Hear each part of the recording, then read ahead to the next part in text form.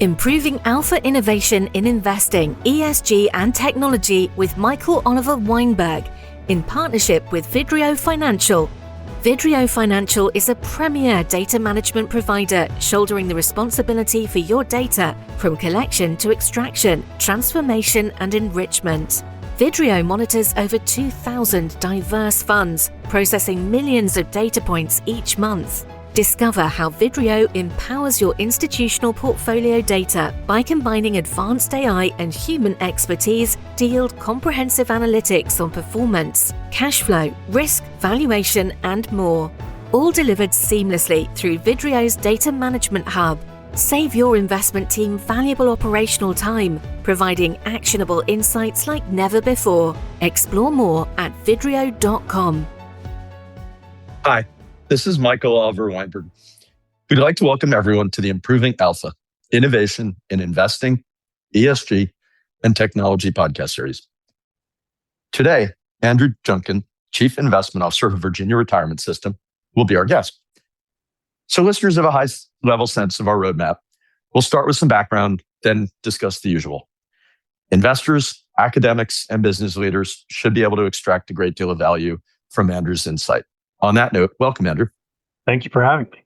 Pleasure. Why don't you start with your background? How did you get to where you are today at the Virginia Retirement System? It's funny. I still wonder that sometimes myself. I feel very fortunate to be here. I spent probably the first 25 years of my career in investment consulting, working with foundations, endowments, public pension plans, corporate pension plans, advising on asset allocation, manager selection, other strategic topics. Towards the end of my tenure in investment consulting, I was with Wilshire Consulting and was heading up the consulting business and still maintained a few key clients. Was a great organization. I had a lot of fun there, a lot of great people. I ended up spending a lot of time on the road, and in 2018, I think I spent 150 nights in hotel rooms. And I told myself, okay, I need to cut that back. And in 2019, I got it all the way down to 130. I thought, well, maybe it's not me. Maybe it's the job. So I decided I should look at making a career change and announced internally I was going to be leaving Wilshire in February of 2020. And we announced that publicly, and about 2 weeks later, COVID happened or started. And so my grand plans to take the summer off and go be in the mountains and relax and come back refreshed and recharged changed to thinking, well, probably would be a good idea to have some income at the moment because we didn't really know what was going to happen. I ended up with someone that was a consultant at another firm that I'd done a lot of work with, referred me to the State of Rhode Island when they were looking for a chief investment officer, and that worked out. So I moved east of the Mississippi for the first time in my life, and spent a couple of years there, and then was approached by the headhunter when the former CIO of VRS announced that he was going to be retiring after a successful run here. And went through the whole process and somehow was lucky enough to be selected as the CIO and inherited a great portfolio and a great team. And I tell people, I think my most successful aspect of my tenure at VRS is I managed to not screw anything up significantly yet. Nice. Well, that's a good start. Look, again, obviously you and I you're most intimately familiar, and I'm somewhat familiar with what you're trying to do. But for some of our listeners who may be less familiar, how big's the plan? How many beneficiaries, and what's the objective? Yeah, we're about $128 billion. We have 850,000 participants and beneficiaries in the plan. So really the purpose that we all coalesce around is to make sure that we are providing a secure retirement benefit for all of those members. When we're talking about investments, we very specifically have a strong focus on risk. And so while we talk about return, it is sort of your typical maximizing return for a given level of risk. And that risk we think about in a number of different ways. It can be volatility, it can be contribution rate volatility, what kind of contribution rate volatility can the employers stand? Obviously, their preference is for none, but there has to be some. And then drawdown risk. We are actually required by the Code of Virginia to avoid large drawdowns. So we are very, very diversified, and we sort of think in terms of layers of defense for the portfolio, whether that's cash. We've recently added the ability to apply leverage at the total fund level, and we keep some of that in reserve, and we think of that as kind of rebalancing leverage so that if the markets do dislocate, we don't have to sell things at the bottom. Our strategic allocation has I think a pretty low total equity exposure compared to many other public plans and many other large institutional investors.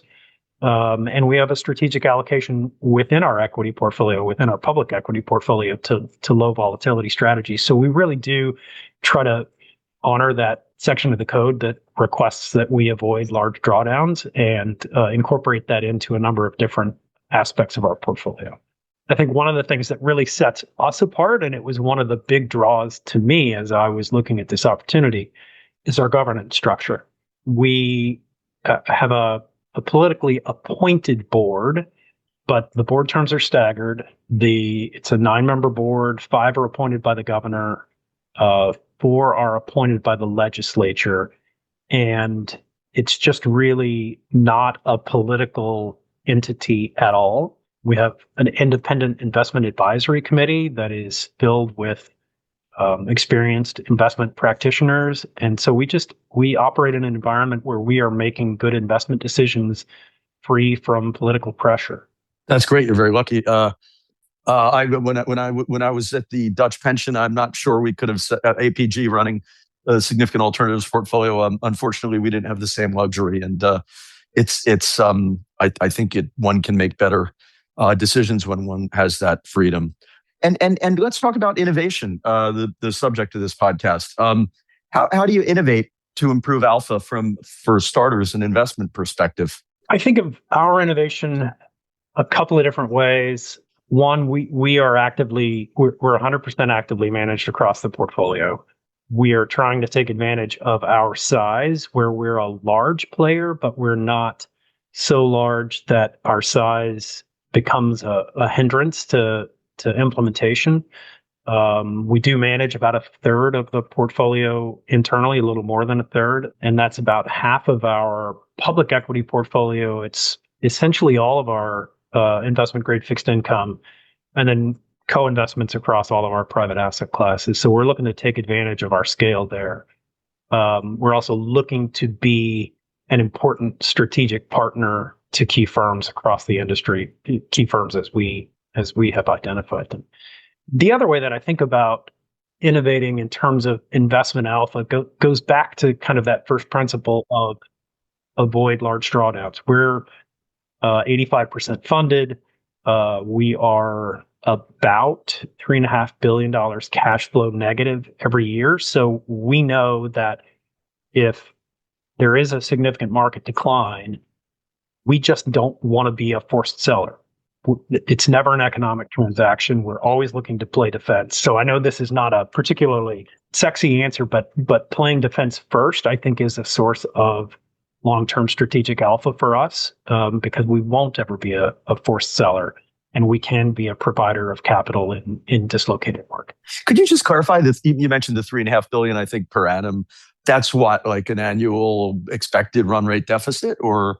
It is. So round numbers, we receive about $4 billion in contributions on an annual basis, and we pay out about $7 or $7.5 billion in benefits. So that net gap there is something that we know we have to fund.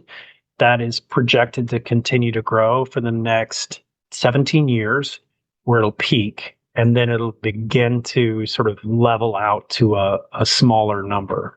But, like most public pension plans, we're a mature plan, and we have more retirees than active participants. So the investment portfolio funds about 2/3 of all of the benefit payments that we make.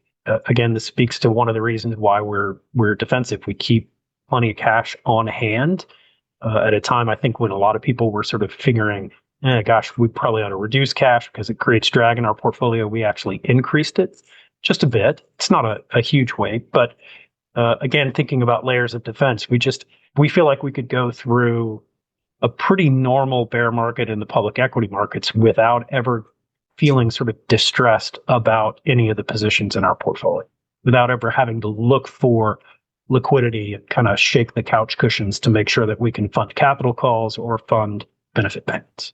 That sounds sensible and understandable in light of the imbalance, so to speak, or dynamic. And let's discuss innovation from an ESG perspective. ESG is, the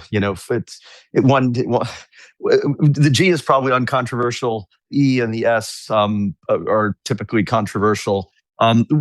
Where does your plan stand on it? Is it in? I'll leave it open ended there.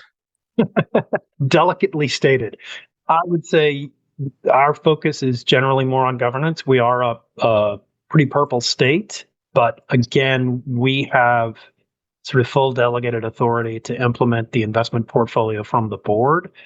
We have no political interference from the legislature or the governor's office here, and full credit to them for allowing us to operate and make decisions based on what we think are the right investment outcomes.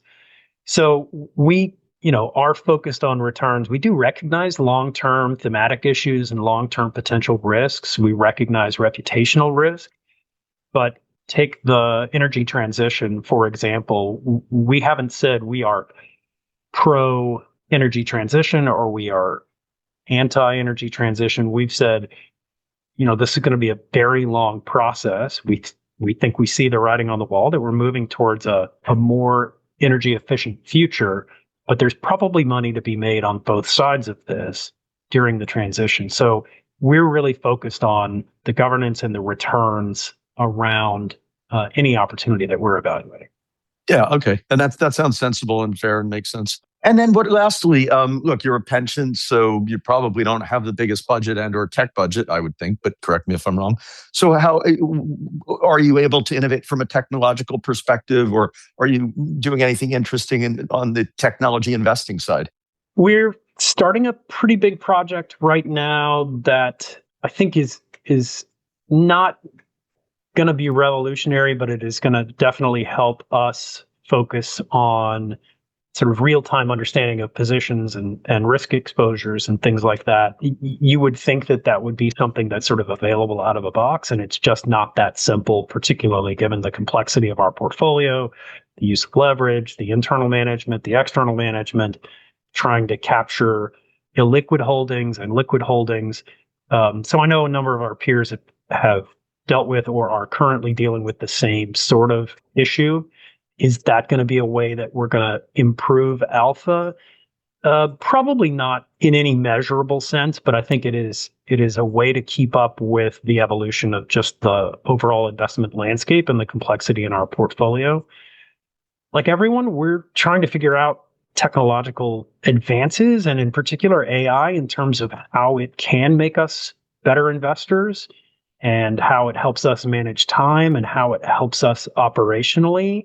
I don't have a clean answer on any of those, and we listen probably way more than we talk about those things. We've begun to implement some things kind of around the edges and more on the operations side. I think that's definitely kind of the low-hanging fruit at this point. But even there's plenty of human experience and intervention that's necessary.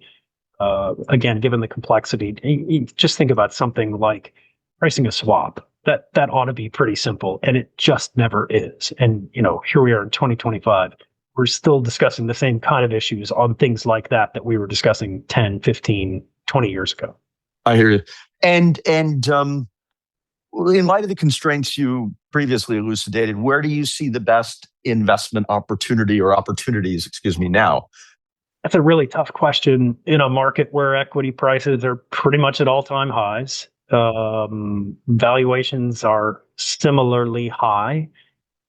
Spreads are super tight. So there's not an obvious sort of cheap sector. We are long-term strategic investors, so we're going to be exposed to the public equity market. We're going to be exposed to fixed income.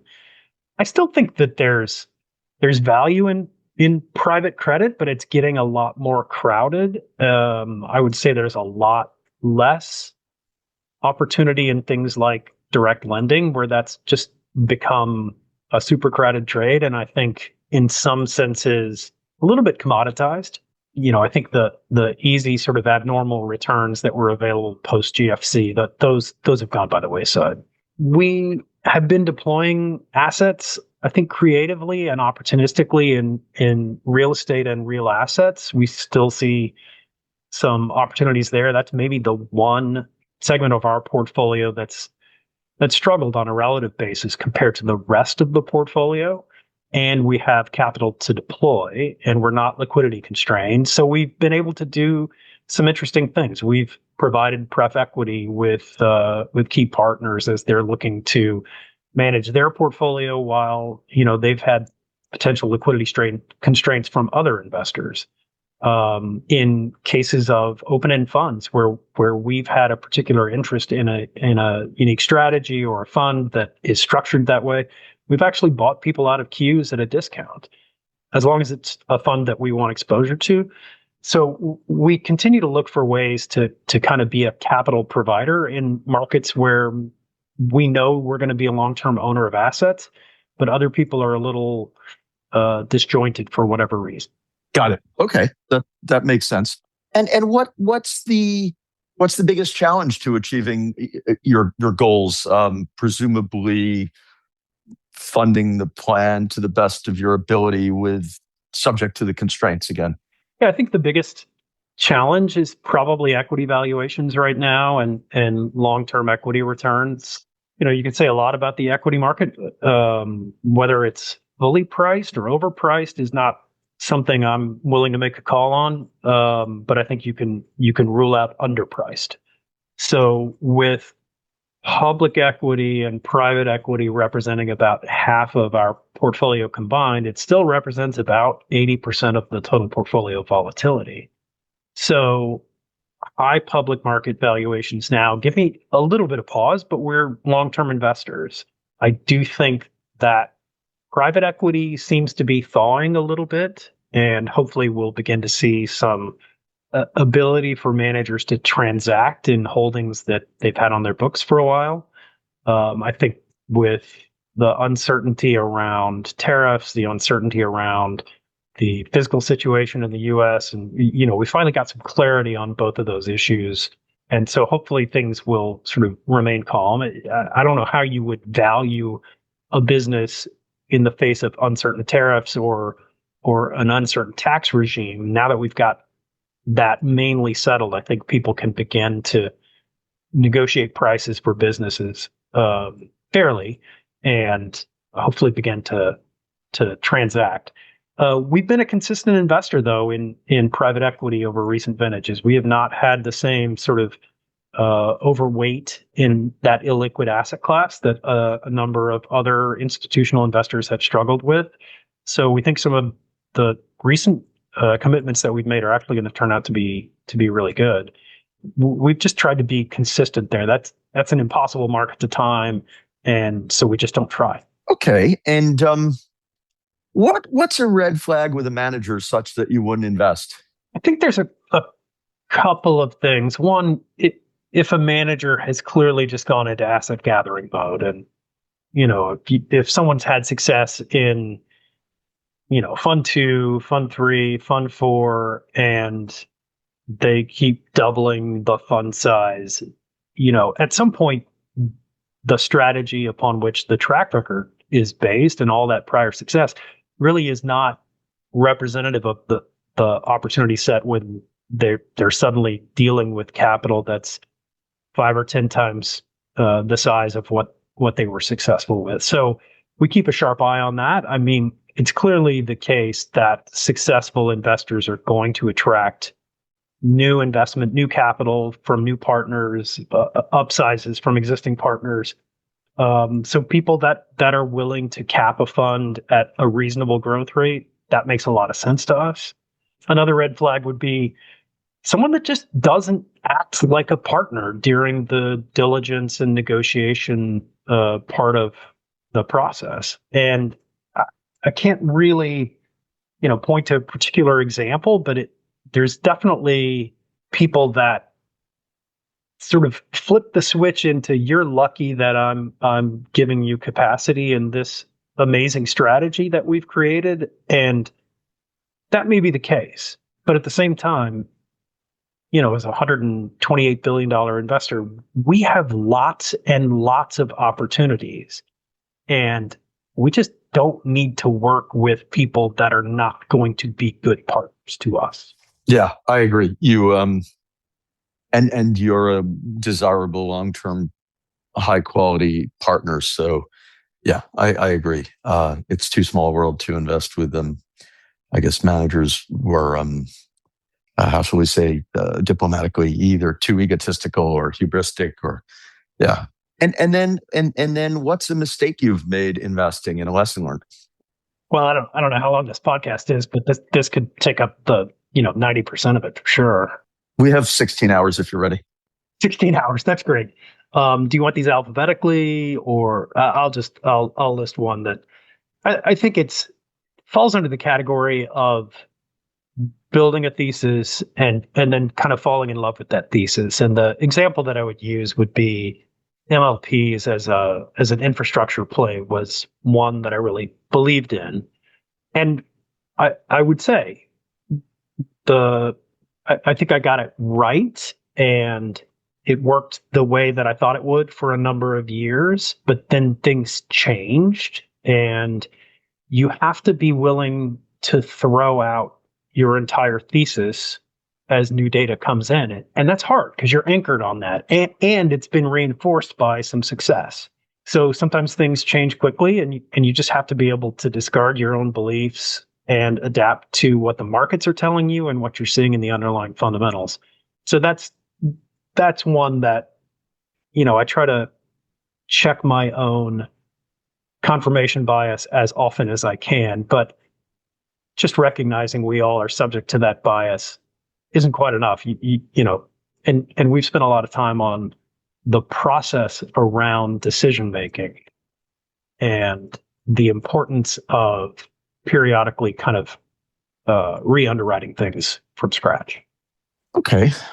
So again, another topic that's perennially oscillating these days, or the view on it, is inflation. How, if at all, does that impact your portfolio construction, investments, thoughts? I would say it has not. We haven't really made any significant strategic changes to the portfolio as a result of changes in inflation over the last 5 years or so. We do have a decent amount of exposure to real estate and other real assets that we think are going to help there. We continue to contemplate tips as a part of our long-term strategic allocation. We don't have any right now. We recognize that if the pricing gets to some level where suddenly you're kind of going to make 3% real, that becomes very attractive for a pension fund like ours, where we're trying to make, our target return is 675 with an inflation assumption of 2.5. So the closer we get to that real return target in tips, obviously the more attractive it becomes. But we just haven't had a strong enough view on inflation to really reposition the portfolio in any significant way. Understood. That's fair. But what's a good book that you've either read recently or like? Could be non-financial, could be anything. I'm going to go with the quasi-financial, and it sort of relates back to me starting at VRS. Thinking in Bets by Annie Duke. It's really a book about decision making, sort of under the guise of being a book about poker. But really, the analogs between decision making in poker and decision making in investments, there are a lot of them, right? You don't have the full set of information. You're making decisions with financial impact, with incomplete information, but you can size your bets based on your level of conviction. And it's really about the value of having a good process and being able to disentangle the results, whether they're good or bad, from the quality of the process. So when I started here, Ron Schmitz, who'd been the CIO, had been here for 11 or 12 years, and things had gone remarkably well. In fact, my biggest complaint about coming to VRS was the fiscal year before I arrived, the total portfolio outperformed its benchmark by 600 basis points. And I said, well, thanks for that, Ron. That's great, but that'll never happen again in my career. But people, wanted to know who I was and what I thought. And so I ended up buying 50 copies of this book and giving it out to the team and saying, I'm very process driven. I want us to have, a strong process that's grounded in data and where we can debate things without taking them personally and conduct premortems and postmortems to evaluate the quality of the process. Because I do think, particularly for a public pension plan, most CIOs ought to be thinking about the fact that we're kind of building investment machines, right? And those machines need to function well. And periodically you need to fine tune things. But if VRS's success is going to be about Andrew Junkin sitting down and picking investments, VRS probably needs a different CIO. I just don't think that that's the role of a large institutional plan CIO. I think it is really more about, building this decision-making machine and then making sure the machine operates the way that it should. So that's really what that book is about to me. Okay. What didn't we discuss that we should have, that I didn't ask you, or that you're discussing with other asset owners or managers, or that's interesting? Anything we missed? Aside from the other 15 hours and 58 minutes of mistakes? I think we touched on it a bit, but I think it is impossible to overstate the importance of governance when it comes to investment decision making. And that can be, at a very high level, it can be within a team, but again, recognizing that particularly in the public plan sector, that politics and whatever may be going on in the state or the locality or nationally can sometimes influence decision making. Having the right governance structure in place and being able to focus on making good decisions is, to me, really critical. So in the whole interview process to become the CIO here, there was a well-known search firm involved, and every time I talked to the gentleman that was leading the search, I probably asked 2 or 3 more questions about the governance to make sure that I understood what I was getting into. Because I do think that even sometimes people have good intentions, but can begin to influence the investment process if the proper governance structures are not in place. Yeah, I couldn't agree more. Again, to harken back to my Dutch pension days, the governance was heavily influenced politically, and there were situations where the investment team, including myself, and C-level investment team believed that decisions that were imposed upon us were not in the best interest of the beneficiaries, but they were imposed by the asset owners. And then you could argue at this firm there, part of our fiduciary duty was responsible investing. So you could legitimatize it. And with hindsight, the investment team was not wrong. Some of those impositions proved quite costly. For example, exclusion of energy, in a year where S&P, subsequent to the exclusion, S&P energy was up 70% and the S&P was down 15. So assuming no alpha. So yeah, you're very fortunate if you don't have that political headwind to fight. Yeah, I thank my lucky stars regularly that I ended up here. It's just a fantastic organization, great governance, great team. I'm so lucky to be here. Okay. Well, on that note, Andrew, we'd like to thank you for that interesting discussion and sharing your most valuable asset with us, your time. We hope listeners have a better appreciation for what one of our more thoughtful allocators is thinking and how we may all benefit from it as investors and allocators. This is your host, Michael Oliver Weinberg, hoping you join us again for our next episode where we will speak with another thought leader who'll provide insight into improving alpha via innovation. Thank you, Andrew. Thank you very much. Thank you for joining us on the Improving Alpha Innovation in Investing, ESG and Technology podcast, presented in partnership with Vidrio Financial and sponsored by Alternatives Watch and PEVC Tech. Vidrio Financial offers a cutting-edge data management solution that not only collects and cleans your data, but also empowers investment teams to cut through the noise and extract valuable insights for better decision-making in areas such as valuation, risk assessment, and portfolio management. If you're an endowment, foundation, pension, sovereign wealth fund, asset manager, OCIO, or family office facing challenges with your data pipelines, we invite you to connect with us today and explore how Vidrio can seamlessly integrate with your investment team to enhance your data management capabilities. The information covered and posted represents the views and opinions of the guests and does not necessarily represent the views or opinions of Vidrio Financial or our host, Michael Oliver Weinberg. The content has been made available for informational and educational purposes only. The content is not intended to be a substitute for professional investing advice. Always seek the advice of your financial advisor or other qualified financial service provider with any questions you may have regarding investment planning.